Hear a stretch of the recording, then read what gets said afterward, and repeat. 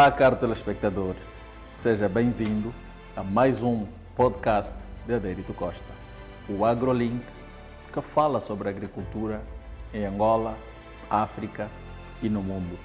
Mas no programa de hoje vamos focar-nos para falar um bocadinho mais sobre agricultura sustentável em Angola e as condições ambientais para o resultado de uma agricultura à altura dos desafios que o século XXI e o ano 2023 nos impõem. Para hoje, o nosso convidado é o engenheiro José Palanca, aquele que dispensa apresentações. Saudações agrícolas, caro engenheiro. Seja bem-vindo à nossa casa. Saudações agrícolas e ambientais, senhor engenheiro Costa. Muito obrigado, agradeço pelo convite. Falar de ambiente é falar do nosso dia a dia, daquilo que nos faz bem e garante a nossa sobrevivência enquanto espécie humana. Maravilha. Na verdade, para o tema de hoje, trazemos para o vosso conhecimento um bocadinho mais sobre os benefícios da água para o meio ambiente e para a agricultura. Esta é a temática que será desenvolvida neste podcast.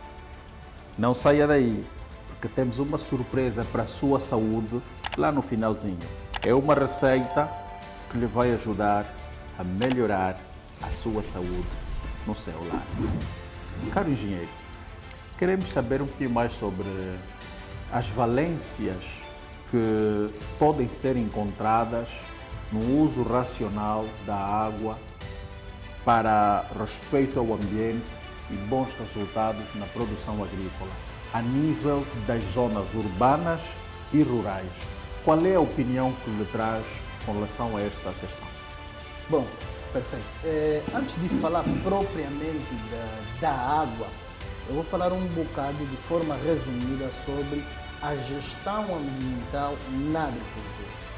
A gestão ambiental na agricultura, ela basicamente visa prevenir que os impactos ambientais negativos se agudizam e se tornem insustentáveis. Pronto, agora vou traduzir isso que eu falei.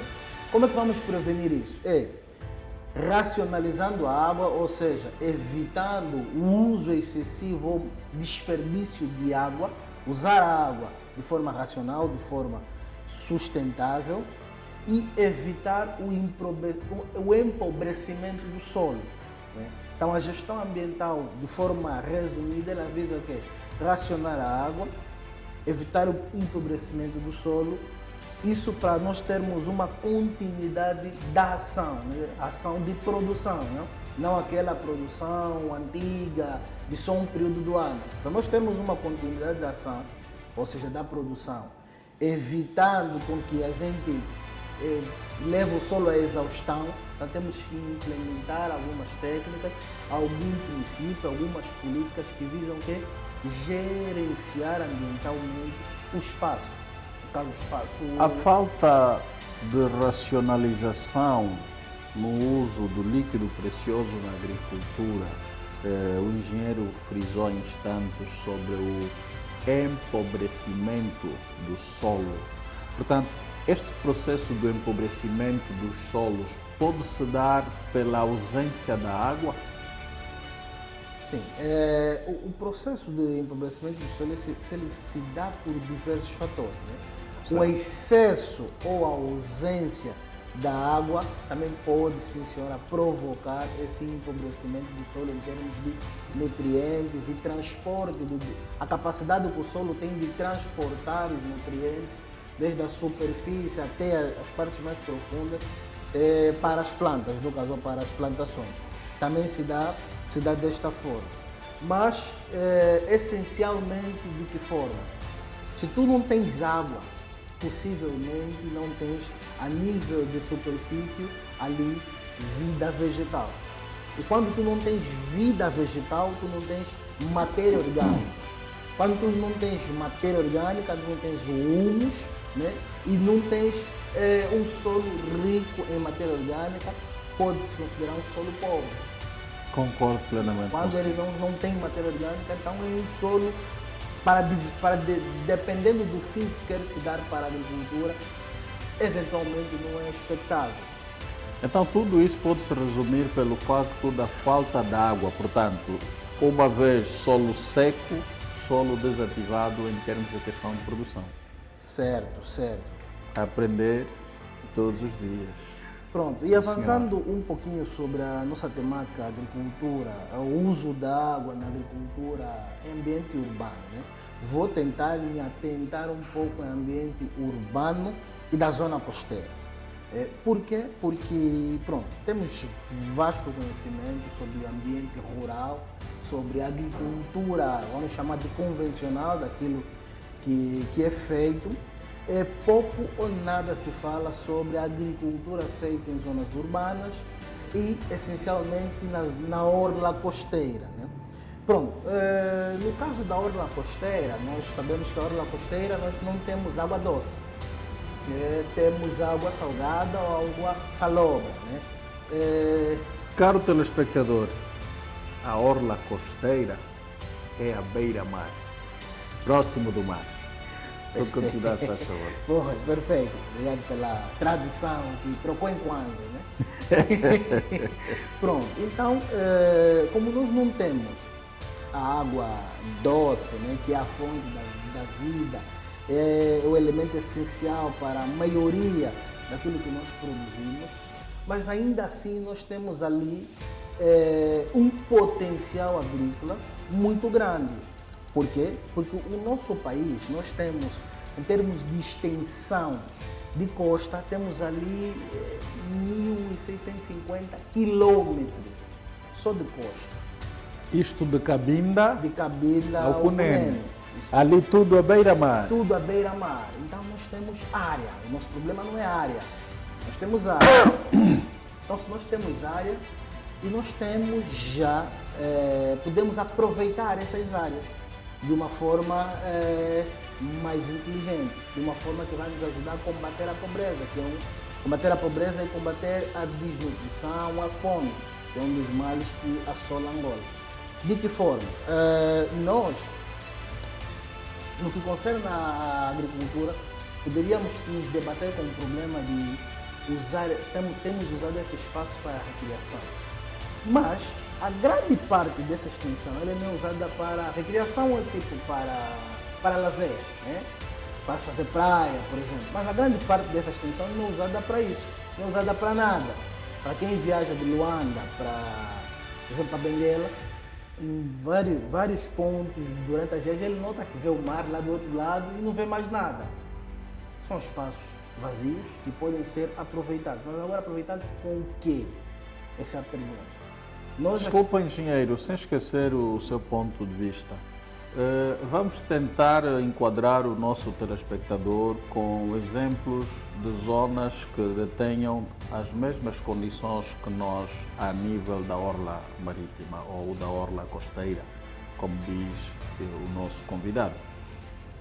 Na sua opinião, países como Cabo Verde, São Tomé, que na sua maioria estão banhados ou se não mesmo cercados de mar, será que usam bem ou mal, racionalizadamente ou não, os solos de forma, como os solos à beira, tanto da orla costeira, de forma que nós usamos a nível de Angola? Pronto. Eu já ia chegar ali, mas é o seguinte, a nível de, por exemplo, um grande exemplo que é São Tomé.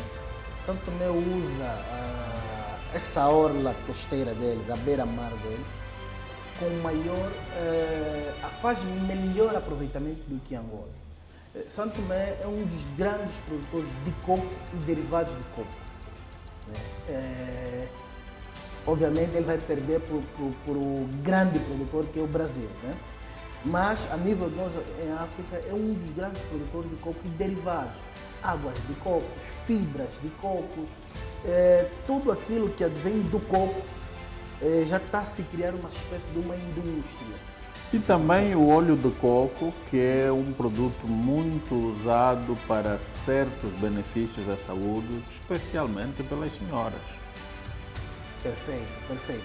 E São Tomé é um exemplo, Cabo Verde é um exemplo, Brasil é um exemplo. No Brasil hoje se produz quase tudo com coco, desde óleo de coco, água de coco embalada, né? Não precisa andar com coco, água de coco embalada, vem no supermercado. Desde a fibra de coco é usada para fazer palhinhas. Nós hoje estamos a combater a poluição plástica. Uma das opções que se entende como viável, quer tecnicamente, quer ambientalmente, é usar as fibras de coco para produzir palhinha. A fibra de coco ela é um material resistente, muitas das vezes ela é usada também na agricultura convencional. Para quê? Para usar naquelas zonas, como por exemplo no sul da Angola, que tu tens uma incidência solar muito alta, para reter a umidade ou tentar manter a umidade no solo, usa-se a própria fibra de coco, material fibroso de coco, em grande escala. Isso estamos a falar da agricultura sustentável e também a própria fibra de coco ela é usada quando nós pretendemos aumentar o oxigênio do solo, a oxigenação do solo. Usa-se também a própria fibra de coco. Então o coco ele tem várias opções. Como está o nosso país em termos da capacidade de produção de coco? Pronto. Nós hoje, infelizmente, temos uma produção de coco ainda incipiente, não é um percentual relevante do ponto de vista daquilo que se produz, e ainda se produz muito como adorno, né? Principalmente alguns arquitetos, em alguns projetos, propõem a ir mais para questões de adorno, não como um elemento para produzir em grande escala. E gerar derivados. E criarmos uma indústria, né? Estamos a produzir e transformar, não produzir para exportar, mas produzir para transformar. Nós temos que trabalhar nisso. Por quê? Porque os derivados de coco, por exemplo, os mais comuns, são produtos que a nossa população tem uma receptividade muito grande. Nós hoje estamos a exportar óleos de cocos para produção de cosméticos, para tudo, qualquer coisa hoje se faz muitas vezes com óleo de coco. Nós comemos o próprio coco, de diversas formas. Coco ralado, coco embalado, coco não embalado, comemos. A própria água do coco nós tomamos. Então nós não temos um fator em termos de população que vá descredibilizar ou que vá colocar em trava essa produção em grande escala. E um outro fator importante é o seguinte: nós temos muita área de praia que não é usada nem para praia nem para um outro fim. Falar de praia suscita-me a questão do seguinte: como estamos em termos de agricultura feita à beira-mar? Dito de outro modo, temos estado a ver, e passo a publicidade, o projeto Otiva, que tem estado a fazer a plantação dos mangais e que, por acaso, é um projeto, portanto, é um trabalho que merece aplausos e merece a nossa boa afirmação, porque tem estado a salvaguardar o ecossistema e a vida marinha, a vida reprodutora marinha, para melhor oferta da capacidade de exporta em termos alimentares para as nossas populações. Isso não só para a África, não só para Angola, mas para a África e sempre para o mundo, porque muitos são os elementos marinhos, como as tartarugas, os peixes, que vêm fazer a sua desova, vêm fazer a sua reprodução a nível da produção de mangás a mar, e que depois destas espécies estarem à altura dos desafios do alto mar, migram para zonas distantes. Fale-nos um bocadinho naquilo que é a sua experiência sobre esta questão da agricultura feita com água salgada e que passa pela produção dos mangás. Pois, perfeito. A agricultura feita com água salgada em Angola apresenta muitos desafios. Primeiro, por um lado, porque as zonas onde se faz alguma cultura, não para alimentação, mas para proteção e reflorestação, são zonas densamente urbanizadas. Ok. Este é o desafio da densidade urbana ele é muito grande. Por quê? Porque são as pessoas, somos nós, que muitas das vezes vamos abater e contribuímos para essa desflorestação. Colocamos ali infraestruturas hoteleiras, colocamos diversos tipos de infraestruturas, hotéis, resorts, e acabamos por fazer isso sem respeitar o ambiente, sem respeitar aquele polígono florestal, aquela floresta, aquela vegetação que está aí presente, que são os mangás. Somos nós, os seres humanos, em função da nossa atividade, que colocamos o esgoto em grande quantidade naquela zona. Por quê? Como está na zona baixa, é o primeiro reduto antes de chegar ao mar aberto. O lixo, o que ele causa? Ele faz com que haja uma redução, não só da salinidade, como também do oxigênio presente naquela água.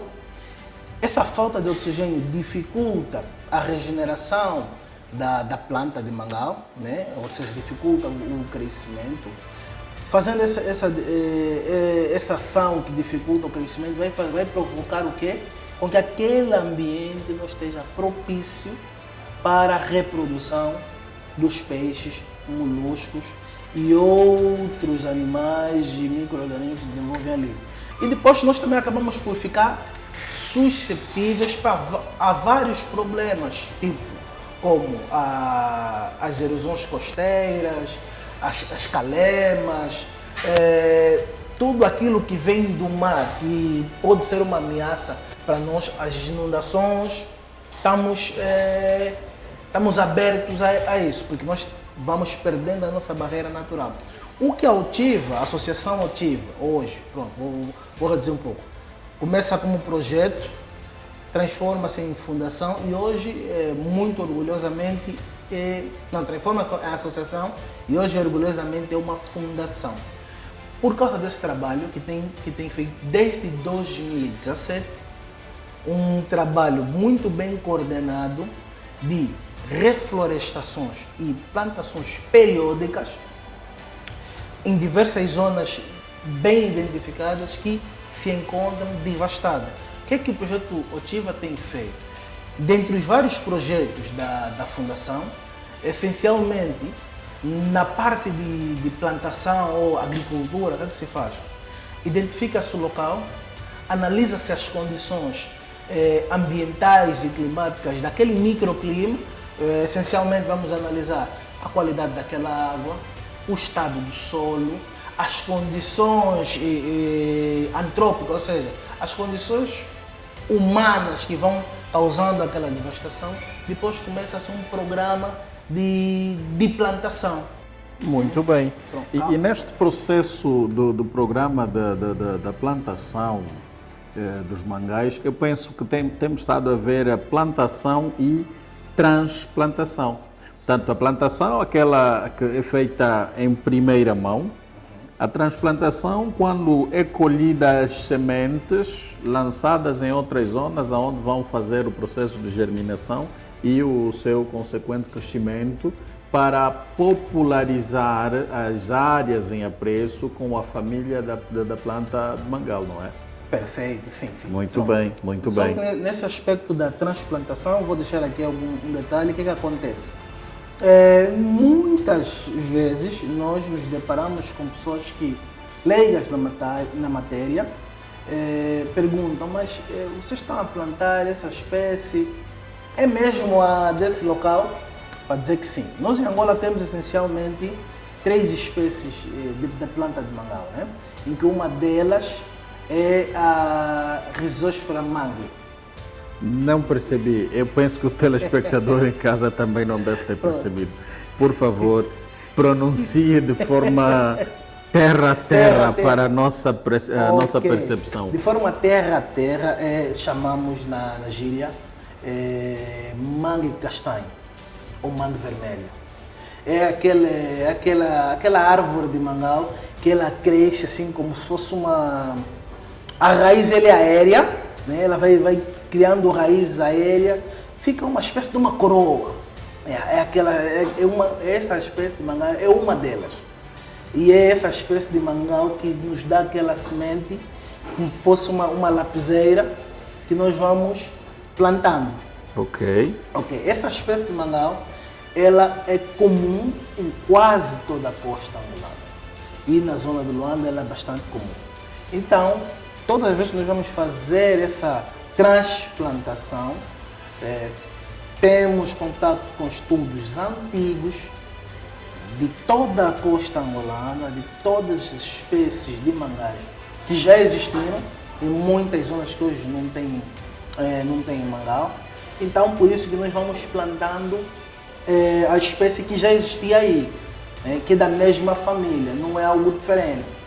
Só para deixar esse do tipo, levar de volta às suas origens aquilo que já lá havia. Exatamente. Muito isso. bem. Então, Caro engenheiro, fugindo um bocadinho sobre esta temática e passando para outras questões relacionadas ao nosso tema aberto sobre os benefícios e valências da água para um ambiente de agricultura saudável à altura dos desafios. Na sua opinião, como é que vê a questão da produção agrícola que se faz em Angola, aquela que depende propriamente da chuva? Primeiro, para melhor compreensão, temos que entender que a nossa agricultura é maioritariamente familiar e a agricultura familiar é aquela que é feita pelas famílias que são, não todas, mas uma boa parte, dotadas de pouca ou quase que nula capacidade de meios técnicos, científicos e tecnológicos para fazer a agricultura como deve ser. Então estas pessoas criam silos para reservar as sementes da próxima safra de forma artesanal e a próxima safra para eles é quando começam a cair as primeiras chuvas. Na sua opinião, como ambientalista, acha que fazer a agricultura com chuva é caminho para a autossuficiência alimentar de Angola? Para falar desse tema, é preciso introduzir a questão seguinte.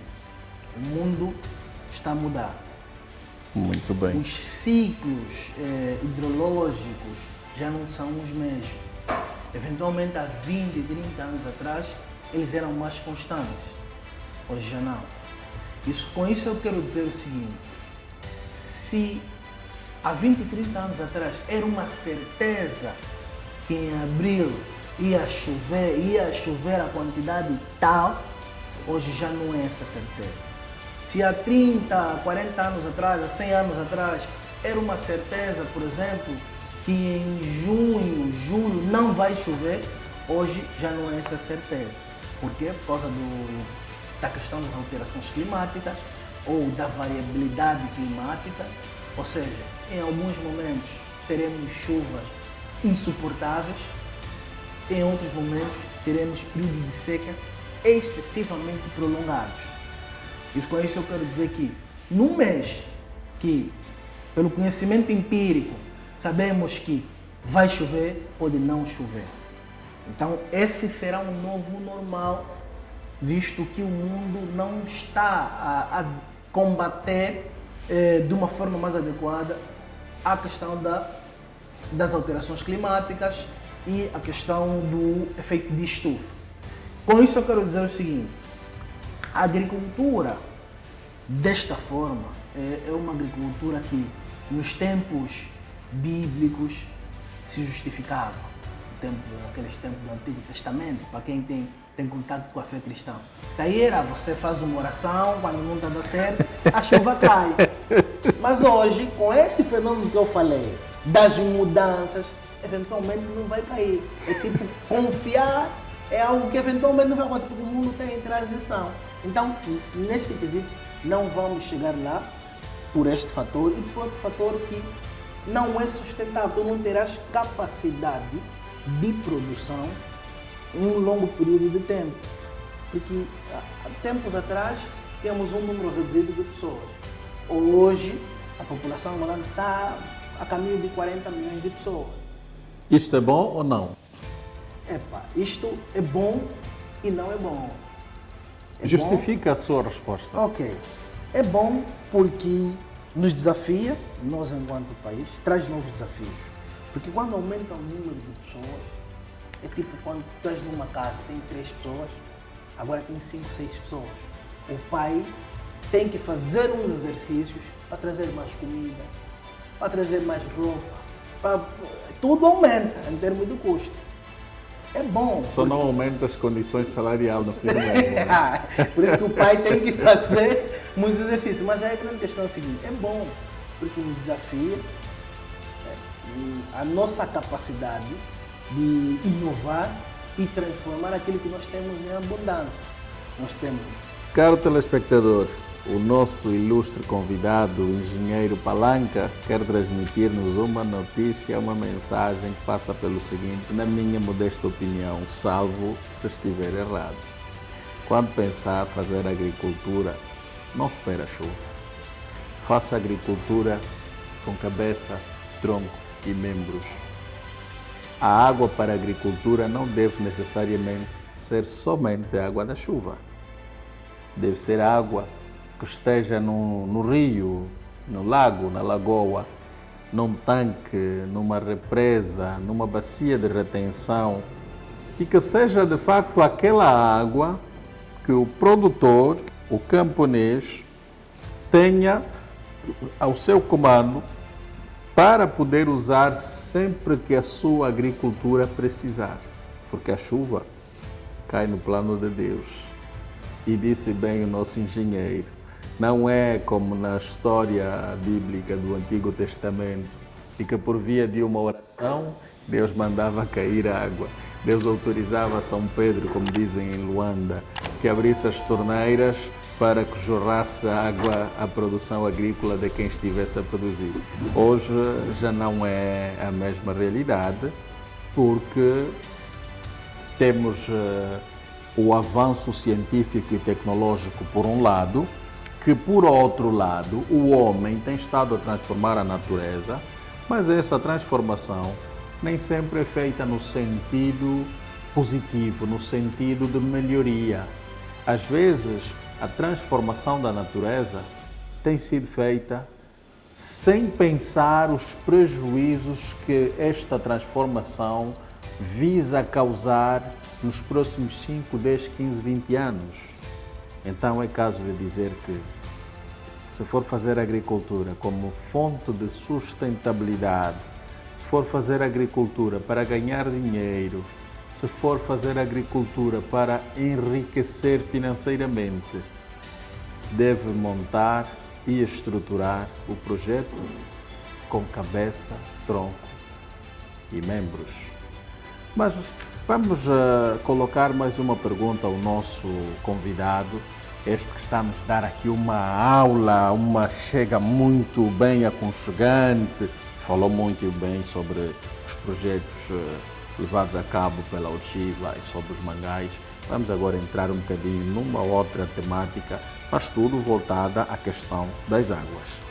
Caro engenheiro, na sua opinião, acha que a região sul de Angola pode se tornar autossuficiente em termos de produção agrícola, fruto da existência da água por via dos seus lençóis freáticos? Pode e é possível, é viável. Por quê? Porque não estamos a inventar a roda. Temos vários exemplos de vários países com condições até piores, nem sequer têm mesmo água, mas fazem produção em algumas culturas são autossuficientes. Por exemplo, de Israel. O percentual de água de Israel é relevante, mas consegue produzir. O que nós temos que fazer hoje, essencialmente, é definir as estratégias de como nós queremos chegar ali. Porque nós, no caso do sul de Angola, nós temos água, no seu subsolo e muita água, água em abundância, que o sul de Angola é um ponto de passagem, né? De toda a água que vem de cima, a montante, o centro do país, passa pelo sul de Angola e vai descendo. Se não for para o oceano, vai até no sul de África, né? Namíbia e África do Sul. Esse é um ponto de passagem. Se tem toda a água que está vindo do centro do país, então temos muita água ali, a nível de superfície. O que temos de definir é o seguinte, e depois temos uma outra questão. A nível do sul de Angola, além da água subterrânea, nós temos água na atmosfera. Nós temos os chamados rios aéreos, que vão transportando a massa de água na forma de vapor, vai passando também na mesma direção. Então nós temos captar água pela atmosfera é mais difícil, quando comparado ao potencial hídrico que nós temos no solo a baixa profundidade, que a menos de 100 metros se encontra a nível de sul da Angola. Então, em termos de projeto, eu como fui também projetista da área hidráulica, em termos de projeto de captação de água de forma subterrânea, para nós é considerado de baixa profundidade, se não chega a 100 metros. São 40, 60 metros que encontras água. Então, se encontras água, é analisar os lençóis freáticos que nós temos ali, qual é a capacidade, porque nós não podemos fazer as coisas de forma aleatória. Analisar a capacidade daquilo que nós temos ali, verificar eventualmente as nascentes que já existiam e hoje em dia não está a tratar água. Qual é a capacidade? Temos capacidade de reativar essas nascentes, de reabilitar ou não temos? Se tivermos, ok, implementar projetos de reabilitação e conservação de nascentes. Também não estaremos a inventar a roda, porque temos vários exemplos, temos várias experiências, até aqui na Namíbia. Ok, primeiro ponto é pensar ali. Segundo ponto, temos que criar as nossas nascentes, que são via captação, mas temos que ter dados para fazer isso, para não fazermos as coisas aleatórias e depois virar uma coisa que não se precisava. Ok, se formos para fazer a captação, okay, o que depois vamos fazer, por exemplo, para garantir a reabilitação ou a recarga desses aquíferos? Por exemplo, a água está vindo de cima, nós vamos estar a retirar. Então, como é que vamos fazer? Vamos trabalhar a nível daquela região ou também vamos incluir toda a bacia hidrográfica de onde está a surgir a água? Nós temos que pensar desta forma, por quê? Porque nós temos que garantir que num período de 50, 100 anos, eu consigo usar esta água que está nesse local e aí tenho capacidade de voltar a colocá-la. Por quê? Porque a água tem um ciclo. Aquela água que está a passar por ali, depois chega do mar sobe de novo para a atmosfera, depois volta. Então o ciclo é contínuo. A título de exemplo, no Cairo, como é que a sociedade do Cairo se desenvolveu nos séculos passados? Eles tinham esse sistema. Havia água a nível subterrâneo, eles criaram rios subterrâneos. Vamos criar condições de que em vários pontos daquele rio, do movimento do aquífero, que de per si já é um rio, vamos criando vários pontos de captação de água, que vai servir uma espécie do nosso rio, será o nosso ponto, vai fazer com que nas duas margens desse rio subterrâneo, nós vamos ter uma linha verde. Essa linha verde que representa a vida é que vai fazer com que a gente tenha uma agricultura sustentável naquela zona. O engenheiro não vai acreditar. Está a dar essa explicação. O meu eu já viajou até o Egito. Estou a ver assim aéreamente uma grande cobra, uma grande piton com vários orifícios e que estes orifícios à volta está tudo verde, um verde bonito, como se fosse uma linha férrea, mas com muitos buracos. Exatamente. É basicamente este exemplo. Uma das minhas viagens de trabalho à região norte de Angola, propriamente na província do Uíge, município de Negás, se a memória não me falha, e penso que não, estou lúcido, eu tivera visto e ouvi falar de, ali chamavam de cacimba. É um buraco que se cava Tanto o homem vai cavar, depois tem que estar a trazer aquela água com terra, até encontrar lá na base uma extensão com maior quantidade de água, na qual é aberto este buraco. Portanto, ele deixa totalmente definido, mas quando chega na base, como se fosse uma... abrem nas laterais para criar uma espécie de reservatório maior e que a boca de subida é que é uma coisa assim pequena. Assim, o estilo mesmo de uma cabaça.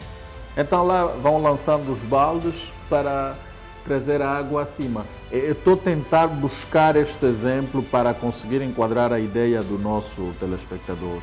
E pronto, faz todo sentido. Portanto, pensamos nós que para fazer agricultura, se não tivermos água, é um caso sério. Não conseguimos fazer. E é o caso que acontece na região sul de Angola, em algumas zonas. Porque sabemos nós que os municípios a norte da província da Huila produzem muito. Tem muita batata rena, milho, maçambo, maçambala e outros vários produtos. Há uma parte também da província do Namibe que também é produtora. E sabemos que falar do Namibe ali na zona fronteiriça, novamente falar do norte, do Namibe, para o sul de Benguela, dando ali o cordão do Dombe Grande, por aí adiante, é uma zona em que atualmente se produz muito tomate e que em parte chega aos mercados de Luanda, de onde o consumidor tem estado a absorver em grande escala. Portanto, é para dizer que a água de facto é fundamental, mas para saber mais sobre a água temos que ter noção do ambiente. E nada mais e melhor do que o nosso caro convidado para falarmos disso. Mais uma coisa gostaríamos de ver elucidada dentro daquilo que são os seus conhecimentos.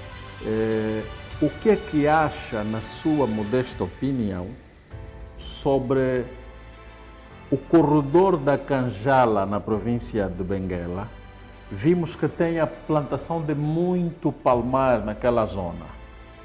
Mas verificamos que, em termos de usufruto dos benefícios que as palmeiras nos podem oferecer, exploram apenas o dendê e que dali deriva o óleo de palma.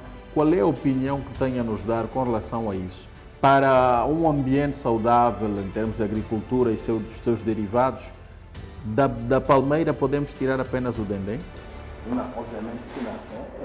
Pronto, nós, no ponto de vista de agricultura, como falou, nós temos uma agricultura ainda familiar, uma agricultura familiar, pequenos produtores, que nós temos urgentemente de implementar agora a tecnologia. A tecnologia na agricultura. Por quê? Porque é a tecnologia que vai trazer a transformação. Mas desculpa, vamos lá enquadrar. Precisamos de uma tecnologia produtiva ou tecnologia transformadora ainda?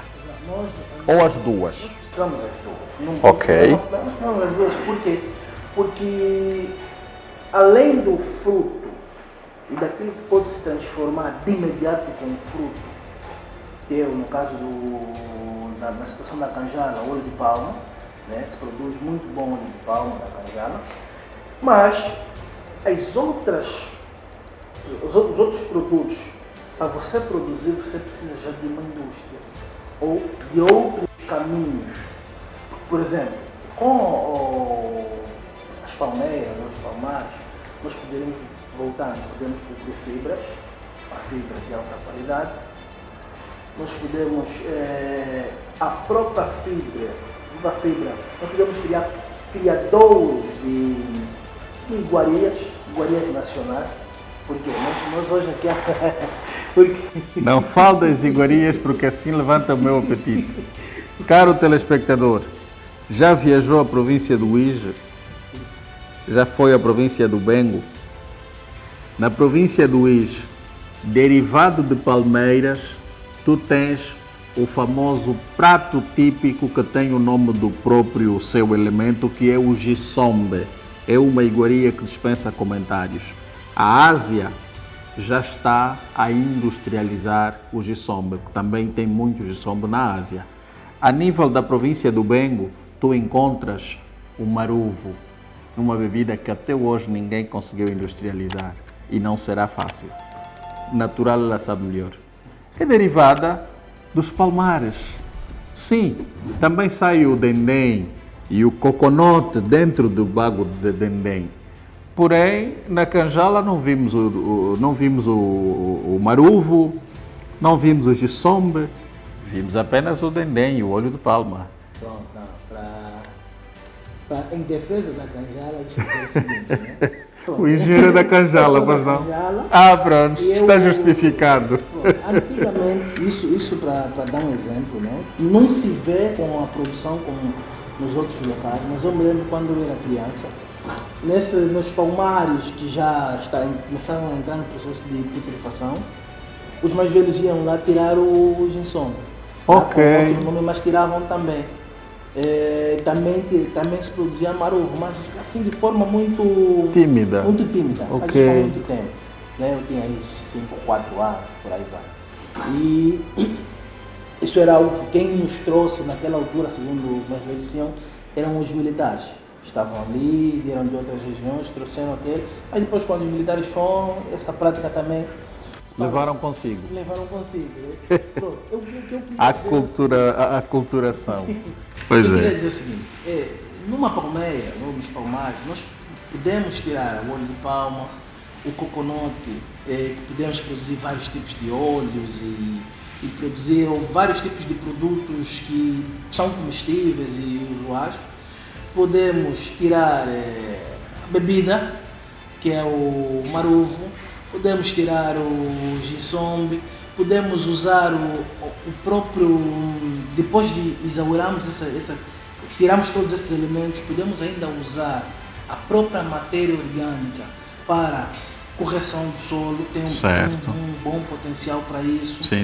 Podemos usar a própria matéria, como ela é uma matéria orgânica, ela não seca com facilidade, né?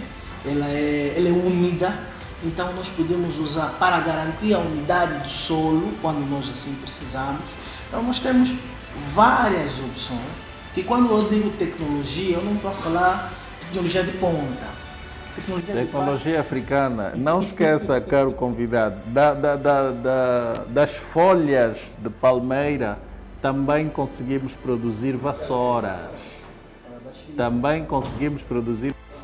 Portanto, caro telespectador, é muita matéria que se consegue buscar em termos de derivados da palmeira. Mas não, vamos falar de vários outros aspectos e vários outros assuntos. Na sua experiência e na sua ótica, os mangás, este é o termo bonito que eu prefiro usar, também conseguem nos dar outros derivados para além de ser a zona de revitalização da vida aquática marinha?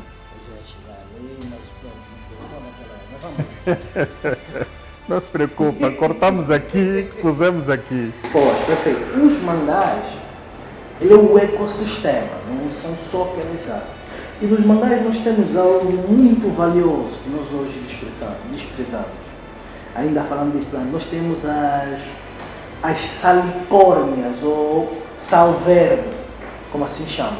É uma planta rasteira, ela parece assim uma espécie de uma uva pequena, ela pode ser verde, pode ser assim meio que lilás ou cor de vinho, né? Quando for nos mangás, antes de chegar na planta de mangá, vais passar numa planta rasteira que parece uma espécie de uma relva, e se pegares, amassares, ela libera um líquido. De que cor o líquido? O líquido é transparente. Ok. Isso se lava e prova, vai sentir que é salgado, né? Esse é o chamado sal verde. O sal verde ele é usado, essencialmente, ele é vendido como uma iguaria e ele tem um poder nutricional muito grande. E na zona da Ásia, eles substituem pelo sal normal, porque este sal ele tem pouca concentração de elementos que vão causar doenças cardiovasculares, ou seja, este sal é o sal que chamam sal saudável e nós temos capacidade de produzir em grande escala. Havia um interesse. Eu uma vez participei num fórum em que os asiáticos tinham todo o interesse em criar aqui uma fábrica. Eles vendem isso lá embalado, 500 gramas, não sei quantos kwanzas vale lá. E nós temos isso em Benguela, temos isso aqui em Luanda, temos isso em Cabinda, temos isso em toda a zona onde tem mangá, tu vais encontrar as salicórnias. Onde tem mangá, onde tem zona úmida. Esse é um elemento. E nós podemos produzir tranquilamente. É só temos capacidade de ir lá apanhar, lavar, embalar. Compradores temos. Podemos exportar como podemos. Usar. Mas ela não precisa passar no processo de industrialização? Basta colher, lavar, embalar, acabou? Não, porque o que acontece? Ele é usado muitas das vezes na alimentação para saladas. De forma natural? De forma natural. Ok. Cortar, mistura com a salada e como não precisa colocar sal. Já ele dá o sabor a sal? Já dá o sabor a sal. Ok. Ele é usado como uma iguaria, principalmente muito caro. Eu vi isso uma vez no Brasil, num supermercado, ele estava embalado. É como se, a impressão que eu tive é que colheram, lavaram, tiraram as arestas e colocaram na embalagem. E estavam a vender aquilo, eu me lembro, acho que era 500 gramas, estava ali quase 50 reais. 50 reais, uma coisa assim. Muito caro. É muito caro. Ainda na senda sobre os mangás, e porque temos muito a aprender sobre esta espécie de agricultura que se faz no mar, porque, verdade seja dita, a agricultura marítima, como é no caso da produção de mangás, os mangás em si não nos trazem comida, mas eles tornam-se numa floresta para a produção de várias espécies marinhas que chegam à nossa mesa. Assim como o caranguejo, a lagosta, o peixe e outras várias espécies. O quingol, que eu muito gosto, um bom quingol com uma taça de vinho, sem comentários. Não quero estragar o vosso apetite, nem quero acordá-lo. Caro convidado, caro engenheiro, diga-nos na sua experiência e no seu conhecimento, portanto, de forma mais aberta e abrangente, quais são, na verdade, as espécies marítimas ou marinhas que nós conseguimos tê-las em função da presença dos mangás na nossa orla costeira? Ok, perfeito, excelente questão. No ponto de vista prático, tudo aquilo que o engenheiro acabou de frisar são as principais espécies que naturalmente nós vamos encontrar no ecossistema de mangá. Porque, de facto, os mangás, eles de per si não nos dão um alimento, mas eles criam as condições para que a gente ou produza ou remove. A título de exemplo, nós, nos mangás, podemos produzir e em grande escala o camarão e por exemplo, o caranguejo. De que forma? Os mangás, por ser uma zona chamada de berçário da vida marinha, essas espécies se desenvolvem ali e só depois é que vão para o mar aberto. Então, ali nós vamos criando pequenas bacias nessa zona de mangal.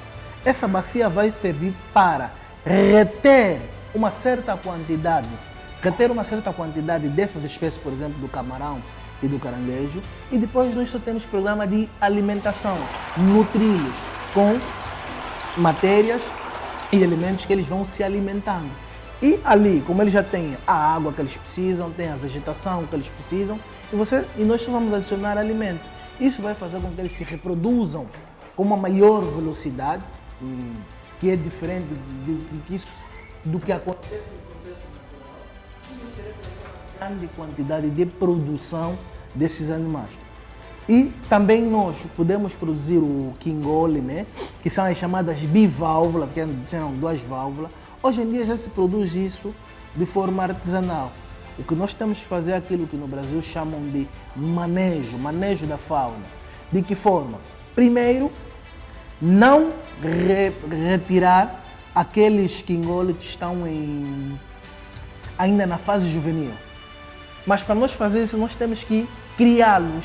Ou seja, primeiro identificar as fases que eles vão se desenvolver de forma natural, as áreas,